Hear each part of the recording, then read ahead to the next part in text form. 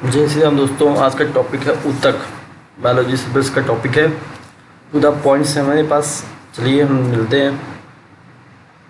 ऊतक क्या होता है? एक ही प्रकार की संरचना और कार्य करने वाली कोशिकाओं के समूह को ऊतक कहते हैं। एक ही प्रकार की संरचना हो और कार्य करने वाली जो कोशिकाएं हों वो भी एक प्रकार की हो, वो सब समूह के रूप में आ जाती हैं तो वो ऊतक कहलाती हैं। पौधे स्थिर होते हैं, वे गति नहीं करते हैं और उनके निकास ऊतक सहारा देने वाले होते हैं। तब पौधे को संरचनात्मक शक्ति प्रदान करते हैं। ऐसे निकास ऊतक मृत होते हैं और ये मृत ऊतक जीवित ऊतकों के समान ही यांत्रिक शक्ति प्रदान करते हैं। ऐसा नहीं है जो ऊतक मृत हो गए हैं तो कोई काम नहीं करेंगे, नहीं, वो मृत ऊतक भी जीवित ऊतकों के समान भी यांत्रिक शक्तियाँ प्रदान करते हैं तथा उन्हें कम अनुरक्षण की आवश्यकता होती है। समझ लीजिए, ऊतक का आपके जीवन में, पौधों के जीवन में बहुत बड़ा योगदान है। पौधे गति नहीं करते अपितु वृद्धि करते हैं। कोई जगह गति नहीं करती तो वृद्धि करेगी लंबाई में या चौड़ाई में, किसी में भी। ऊतक अधिकतम दृढ़ता के साथ कार्य कर सकने के लिए एक विशिष्ट सीरियल पे व्यवस्थित रहते हैं, जैसे रक्त फ्लोएम, पेशी ऊतक, इस प्रकार के उदाहरण हैं। आगे देखिए, जंतु और पौधे के बीच उनकी वृद्धि के प्रतिरूप में एक और भिन्नता है। कौन सी भिन्नता है? देखिए, पौधे की वृद्धि कुछ क्षेत्रों में ही सीमित रहती है जबकि जंतुओं में ऐसा नहीं होता और पौधे के कुछ ऊतक जीवन भर विभाजित होते रहते हैं। दोस्तों देखिए, उनके बहुत से ऐसे ऊतक रहते हैं जीवन भर विभाजित होते हैं। ऐसे ऐसी ब्रांचेस हैं। एक कोश के जीवों में सभी मौलिक कार्य एक ही कोश का द्वारा किए जाते हैं। उदाहरण के लिए अमीबा में एक ही कोश के द्वारा गति, भोजन लेने की क्रिया, श्वसन क्रिया और उत्सर्जन क्रिया संपन्न होती है। अमीबा एक कोशिका का बहुत अच्छा उदाहरण है। बहुकोशिकीय जीव क्या होता है आपको पता ही है। बहुकोशिकीय जीवों में लाखों कोशिकाएं होती है एवं इनमें से अधिकतर कोशिकाएं कुछ ही कार्यों को संपन्न करने में सक्षम होती हैं और इन जीवों में भिन्न भिन्न कार्यों को करने के लिए भिन्न भिन्न कोशिकाओं का समूह होता है। दोस्तों, यही ऊतक की कहानी है। आगे देखते हैं।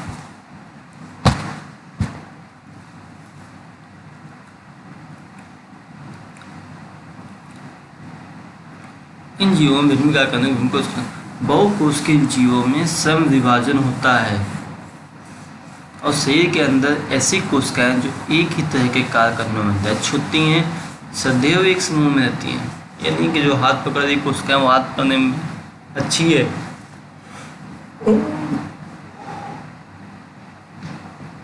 तो वो उन सभी को मिला करके एक हाथ का निर्माण कर देती है, ऊतक का निर्माण करती है, वो उसी के काम आती हैं। महापेशी कोशिकाएं क्या होती हैं? उनके संकुचन एवं प्रसार से शरीर में गति होती है, वही कोशिकाएं महापेशी कोशिकाएं कहलाती हैं। और तंत्रिकाएं कोशिकाएं क्या होती है? यह संवेदनाओं को मस्तिष्क तक पहुंचाती है और मस्तिष्क से संदेशों तक शरीर के अनेक भागों तक लाती है। वो कौन सी कोशिकाएं कहलाती हैं? तंत्रिका कोशिकाएं। और सख्त कोशिकाएं क्या होती हैं? यह ऑक्सीजन, भोजन, हार्मोन तथा अवशिष्ट पदार्थों का वहन करती है।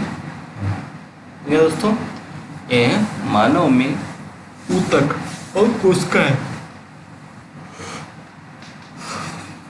पौधों में कैसे रहती है? पौधों में दोस्तों ये बड़ी अच्छी स्टाइल से रहती हैं। देखिए, पौधों में क्या होते हैं? संवहन ऊतक भोजन और जल का चालन पौधों के एक भाग से दूसरे भाग तक करते हैं और पौधों की वृद्धि केवल उनके कुछ निश्चित एवं विशेष भागों में ही होती है, उन्हें सभी में नहीं होता है ऐसा। और ऐसा विभाजित होने वाले ऊतकों के कारण ही होता है। ऐसे विभाजित होने वाले ऊतक पौधों के वृद्धि वाले भागों में ही स्थित होते हैं और इस प्रकार के ऊतकों को विभाज्य ऊतक कहते हैं। और विभोजोतक ऊतक वृद्धि कर एक विशिष्ट कार्य करती हैं, समझिए। और ये विभाजित होने की शक्ति भी खो देती हैं और जिसके फलस्वरूप वे स्थायी ऊतक का निर्माण करती हैं। और विभाज्य ऊतक की कोशिकाएं विभाजित होकर विभिन्न प्रकार के स्थायी ऊतकों का निर्माण करती हैं। ऊतकों द्वारा विशिष्ट कार्य करने के लिए स्थायी रूप और आकार लेने की क्रिया को विभेदीकरण कहते हैं, समझिए। तो ऊतक विशिष्ट कार्य कर जाए तो उसके स्थायी रूप को आकार लेने की क्रिया को विभेदीकरण कहते हैं। कोशिकाएं जो विभेदित होकर विशिष्ट कार्य करती हैं और आगे विभाजित होने की शक्ति को खो देती हैं, तो इस प्रकार के ऊतक को स्थायी ऊतक कहते हैं, समझिए दोस्तों। और ये एक ही प्रकार की कोशिकाओं से बने होते हैं जो एक जैसे दिखाई देते हैं, और इस प्रकार के ऊतक को सरल स्थायी ऊतक कहते हैं, जैसे पेरेन्काइमा, क्लेरेन्काइमा और स्क्लेरेन्काइमा। आगे देखते हैं। यह एक अन्य प्रकार का सरल स्थायी ऊतक है जो पौधों को कठोर एवं मजबूत बनाता है, और इस प्रकार के सरल स्थायी ऊतक को स्क्लेरेन्काइमा कहते हैं। उदाहरण नारियल के छिलके।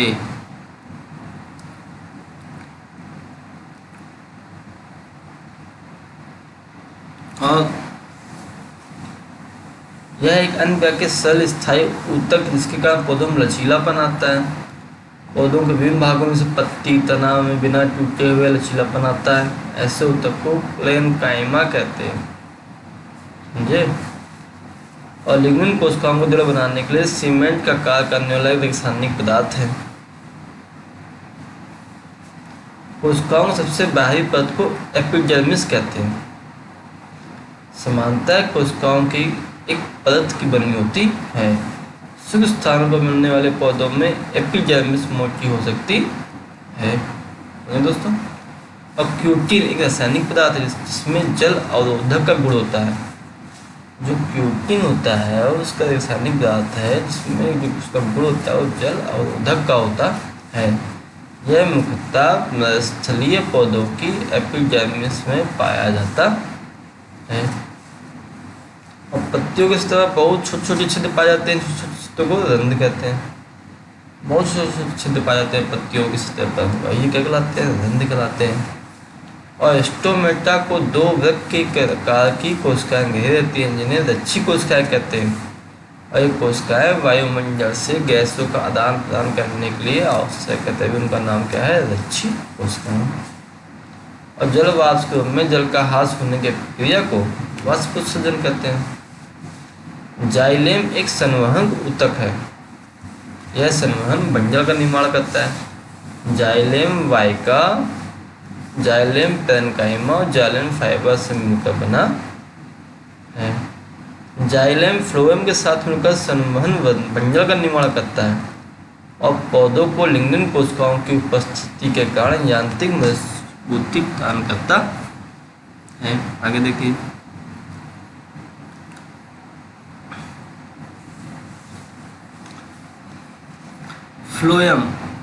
फ्लोएम भी एक संवहन ऊतक है और इस संवहन बंजर का भी निर्माण करता है। फ्लोएम 4 प्रकार के घटकों से मिलकर बना होता है। चालनी नलिका, साथी कोशिकाएं, फ्लोएम पेरेन्काइमा और फ्लोएम रेशे। और पौधों की पत्तियों से वृद्धि वाले भाग और संग्रहण वाले अंगों तक भोजन और पोषक तत्व जैसे शर्करा, अमीनो एसिड आदि का परिवहन होता है। और पौधों की इस प्रकार की गति को स्थानांतरण गति कहते हैं। और जंतुओं के शरीर को ढकने वाले बाहर रक्षा प्रदान करने वाले ऊतक एपिथेलमिस कहलाते हैं। क्या कहलाते हैं? एपिथेलियम कहलाते हैं। त्वचा, मुंह, अनार नाली, रक्तवाहिका नलिका, फेफड़े का व्यक्ति नली आदि सभी एपिथेलियम ऊतक से बने होते हैं। कभी कभी एपिथेलियमी ऊतक का कुछ भाग अंदर की ओर मुड़ा होता है तथा एक बहुकोश की ग्रंथि का निर्माण करता है। यही बहुकोश की ग्रंथि एपिथेलियम कहलाती है। रक्त एक संयोजी ऊतक है जो पौधों के संवहन पदार्थों के संवहन समझ आते हैं के लिए एक माध्यम का कार्य करता है। या गैसों जैसे ऑक्सीजन और कार्बन डाइऑक्साइड आदि शरीर के पचे हुए भोजन, हार्मोन्स, उत्सर्जी पदार्थों को शरीर के एक भाग से दूसरे भाग में ले जाने में मदद करता है अर्थात संवहित करता है। और रक्त के तरल आधात्य भाग को हम प्लाज्मा कहते हैं। रक्त के तरल आधात्य भाग को हम प्लाज्मा कहते हैं। और प्लाज्मा में आरबीसी, डब्ल्यूबीसी तथा प्लेटलेट्स लंबित होते हैं। प्लाज्मा में प्रोटीन, नमक तथा हार्मोन्स भी होते हैं।